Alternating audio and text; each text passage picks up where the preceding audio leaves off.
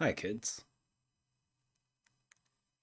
I want you to know how I feel about learning Java again in 12 plus years. No, God! No, God, please, no! No! No! No!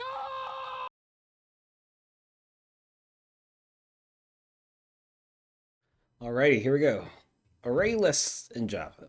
What is an array list? Array list in Java is a dynamic array that can hold elements of any data type. Unlike a static array in Java, an array list can be resized dynamically. An array list is a class in the Java collection framework, which is part of the util package. So, if you've used Scanner before, you have used java.util. We're describing a different object class called array lists. And really, the only dynamic thing about it is that it has dynamic sizing. So, what is dynamic sizing? Dynamic sizing refers to the ability of array lists to automatically resize themselves if you add or remove an element from the array. And unlike static arrays, which we have learned previously, where the size is fixed, array lists can grow or shrink dynamically um, as needed. So basically, I'm guessing in Java, since how Java is a mishmash of insanity from Oracle, I guess after having arrays for so long, the developers of Java created a concept called ArrayList. And because of how Java is organized, they decided to create a structure that handles memory on its own. So one thing really nice about arrays is that the memories are set. Once you create an array and code that you're going to have X amount of elements in it, the memory management actually becomes very efficient. So one of the pros about using Java is that it is very fast compared to using Python, right? But when we start to add stuff like this is where complexity adds in, where if you add and start to array list, yes, it is more difficult because the compiler itself has to handle dynamic sizing. So that's going to be the complexity of it, but it's going to do it for you. So you should be okay. And for your grade 11 coding career, you should be okay to code with array lists. So let's talk about how it is structured. First and foremost, like this picture I have here, you must import array lists to use array lists in your code. And of course, they had to use this interesting nomenclature of using this angular greater than less than equal sign brackets to denote what type of data you're adding. Now, array list is interesting. You can't use primitive data types. I'm going to talk about that a bit more later on. It has to only contain objects within its collection. So, string is an object. It kind of seems like a primitive data type, but string is actually an object class that exists in Java. And so, array list here in this example, we have an array list of cars where every car is going to be a type of string class. Okay, and then much like how you would use scanner or anything, you have to use the keyword new, write array list, use the brackets again, the weird brackets here, write string, and write bracket bracket, semicolon to say that you have now created a new array list object. So what do we need to do? We need to import the array list class from java.util. You need to create an array list object like here. And while you create the object, you must specify which data type will be stored. And the data type must be something called a generics or a wrapper class, which is basically just classes in Java, which helps you create object rather than use built-in data type. Okay. So what are primitives versus wrappers? So in the primitive data type, we have actually worked with a lot of these, like a byte, short, int, long, float, double boolean, char. These are all built-in values, and we call them primitives because they're actually literally built into the Java. But they're also, like the word primitive, um, they've been there since the beginning of Java. Whereas somewhere along the way, the developers of Java actually created a class for these types of data type and just capitalized the first letters. And they created classes. So these act as objects, okay? Whereas these on the left here, called primitive data types, are built-in data types. So they are data, whereas here, these capitalized wrapper classes are from our classes, which are theoretical representations of those data, and they act as this concept called objects. Now, to learn what classes and objects are, we learned that in grade 12. There's a whole section of programming called object-oriented programming, so you don't have to know much about it right now. All you need to know is that for array lists and the weird less than greater than brackets, we can't write primitive data types because ArrayList doesn't allow that for some odd developer reasons. We need to use wrapper classes in ArrayList to create ArrayList in Java. So array lists have some common methods that we can use to help us augment our code. So there is the add method. We can use add to add a value to an array list to the end of the array list. So right now I've created an array list with the wrapper class integer. This means that I've created an array list that will be composed of just integers. I don't know how many because the size is dynamic. But I called it nums, and of course I use a keyword new. I did the array list, less than bracket, integer, greater than bracket, and the closing brackets here, and semicolon. So I've created a variable called nums, which is a type of an array list composed of integers, hopefully. And then you can use add to add values like 3, 1, 4, which are integers, part of the integer class objects. And now we have this array list, which is composed of values of 3, 1, and 4.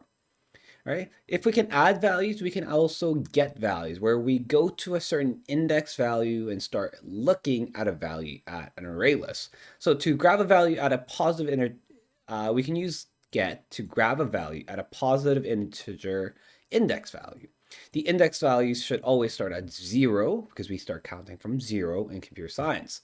So if I had this nums array list with values of 3, 1, 4 added, getting a value at 0 index will give me 3, and getting a value at index of 2 is going to grab me 4 because we have 0, 1, 2 index with value 3 at 0, value 1 at index of 1, and value 4 at index of 2. Then we can also do a set method. What a set method does is goes to an index and you can replace the value at that index. So let's say, for example, I have added these three numbers of 3, 1, 4 for the array list called nums. And if I ask nums to set the value at index 0 and update that value to 9, we can say index of 0 has a value of 9. So far we were able to add, get, and set a value. And just like how we talked about arrays, I want you to recall that since arrays are immutable, where you can go into the data and change stuff, and since array lists can do the same thing, array lists are also immutable classes. If we can add data, we can look at a data, and we can set and change a value of a data, which is a array list. We can also remove a value. So we can use .remove index to remove a value at a certain location. So I have made this nums array list has value of 3, 1, 4, and I want to remove the value at index of 2. Our array list is now only going to have the values of 3 and 1. Lastly, a common method that you're going to use often, in my opinion, along with the rest of them, is the dot size method. We can use dot size to determine the number of elements, so like how large our array list is. So if I added 3 values to our array list called nums, it's going to return 3 if I invoke the size method and call in and see and try to print what the size of my array list was. Just to end this little tiny lesson here, I'm going to look at traversal and output. There is no way, well, there are ways that's very scuffed, and I don't want to teach you because when I looked it up, it is very messy to look at an array list holistically. So it is much easier, much easier for you to look at the values of an array one by one. So in this, I would suggest using a for each loop right away. So if you had an array called cars, which is a new array list, a bunch of strings, and we added cars like Volvo, BMW, Ford, and Mazda, you can use a for loop to say that this string I is coming from this array list called cars, and you can output that value one by one. So this is going to output Volvo, BMW, Ford, and Mazda in your for loop. Okay.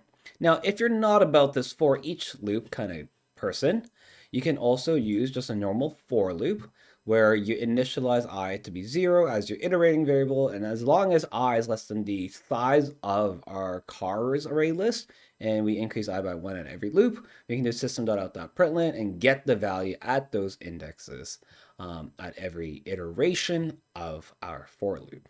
Okay, so we just learned how to create an array list in Java by importing it, creating a new array list object, and we've also learned how there are methods like add, get, set, remove, and size, and we're going to use those for questions that require a dynamic array list. So I'm going to be doing a couple questions with you just to show you how it all works and how we can solve certain problems. But I hope this kind of clarified what an array list is in Java. All right, kids. So I have my Replit up, and I'm going to be doing a sample problem with you. And this question is going to be storing a list of primes under a value of n. So let's start. We're going to have scanner imported and array list as well imported. So we don't know what the value n is. So what we're going to do is create a new scanner object called reader, and we're going to say new scanner. I think we have to write system.in and semicolon right there. So we have our scanner. We want a list of primes. We're going to call array lists. We're going to say these are going to be integer. And once again, we're using the wrapper class for integer rather than the integer primitive data type. I know it's weird, but just got to do it like that. And we're going to say primes. I'm going to call this array list primes. And it's a new array list of type integer. Since it's a object, we're going to have this bracket system here and semicolon. So I have my scanner ready. I have my primes ready. I need my upper limit n. So I'm going to call that an upper limit.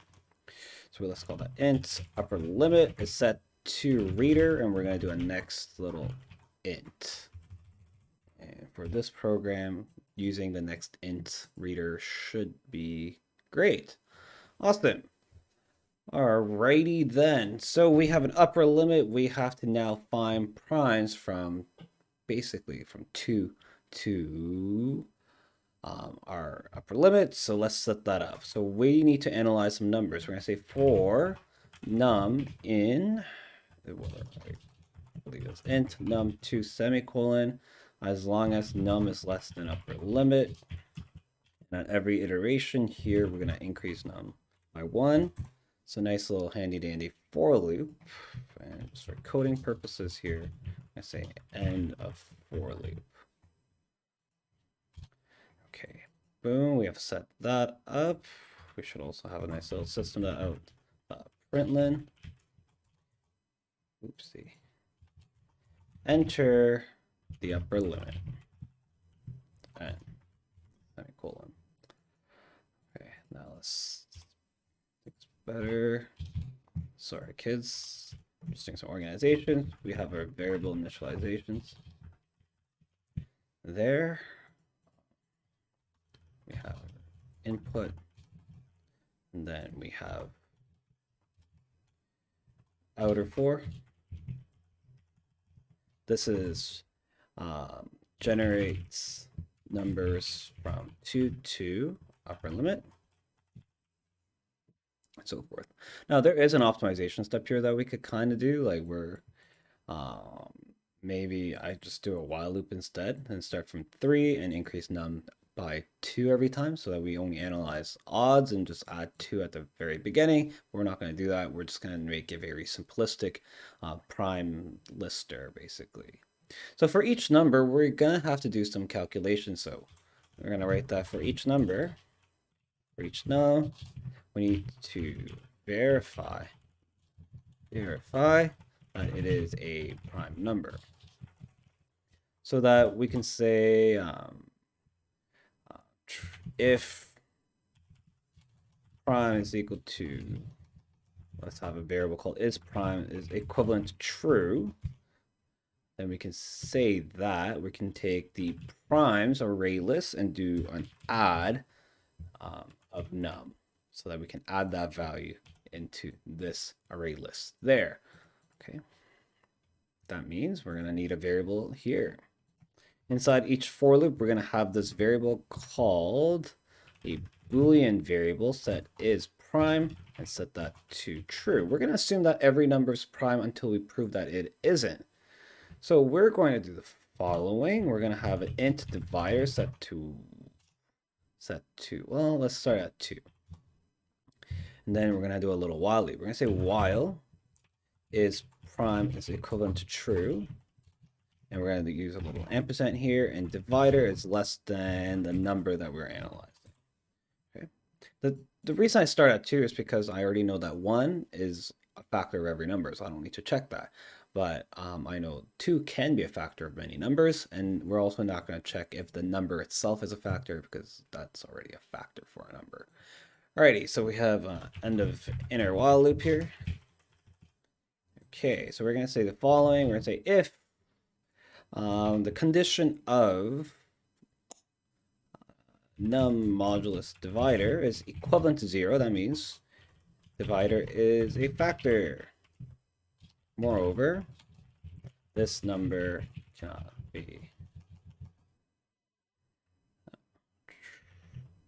prime. Okay. So we're going to say is prime is going to be set to false. But no matter what, in our while loop, we're going to do divider plus plus to say that we're going to check all the dividers from 2 to num. Now, in the scenario here, okay, we should be good. Is prime is true, and divider is not going to be less than or equal to num because I'm going to start at 2. We are pretty good, so we get to now add. This loop should work perfectly. So let's see. Now, we're going to write a little for each loop. So we're going to say for int prime num, which is a member of, what was our primes? We can do system out.println, and we're going to output prime number, semicolon, and we can say here system out.println the, oh my lordy, the primes under space plus our upper limit. And I just realized there's an upper limit spelling error there. Okay, so I coded that up really fast. Don't worry, I'm going to do a line-by-line breakdown in a bit, but let's just test if it works. Most likely not. I do make a lot of mistakes when I code. There it is, capital T true. Look at that. I wrote Python true, not Java true.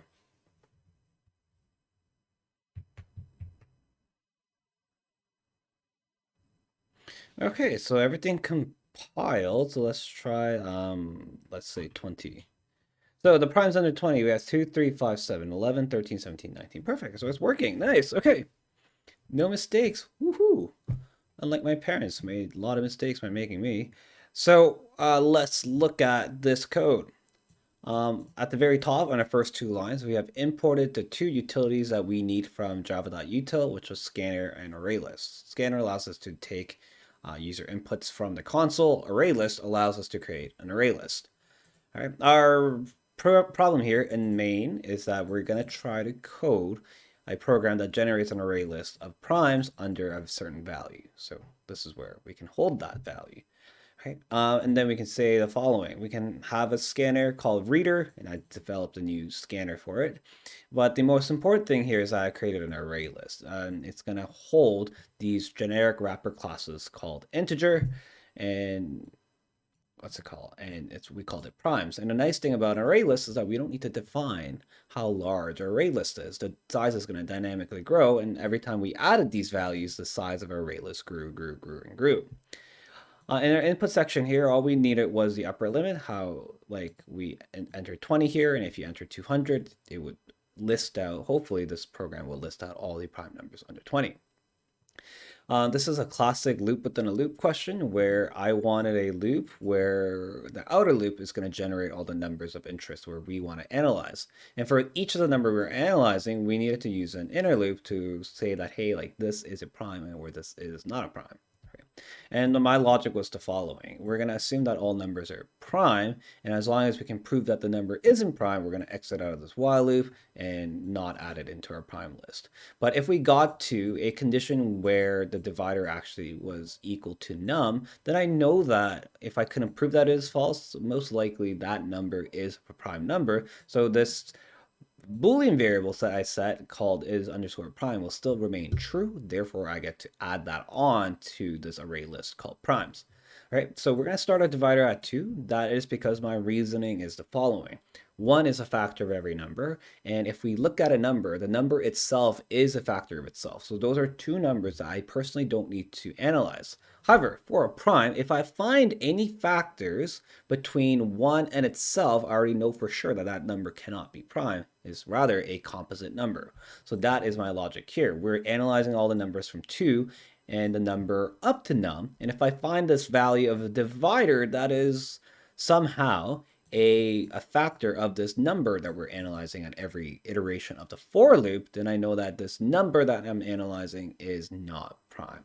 But if I don't have this situation occur and divider gets to become num, I get to exit this while loop, and I know for sure that its underscore prime stayed true, so I can add that value of num into our prime array list. And once again, it is very difficult for us to print the array list holistically, so we do need to use some sort of a loop, and I want to show you that by using a for each loop, which I did here. You have to create a variable that represents what each element is in the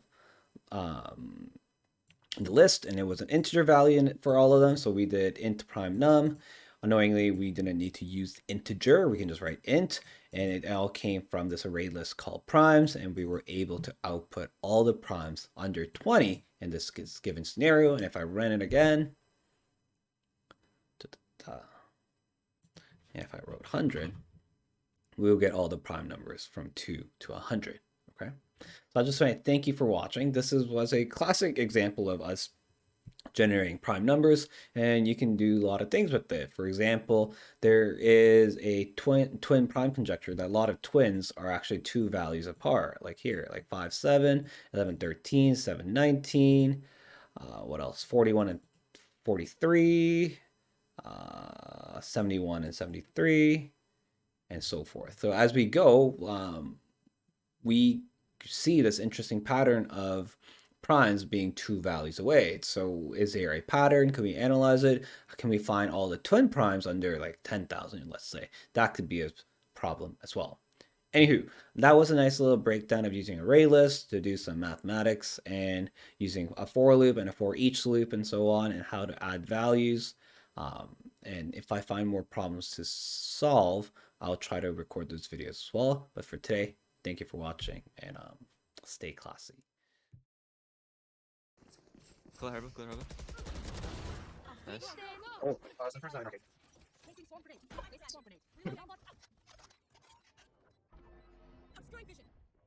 Oh my god, 40. Sorry.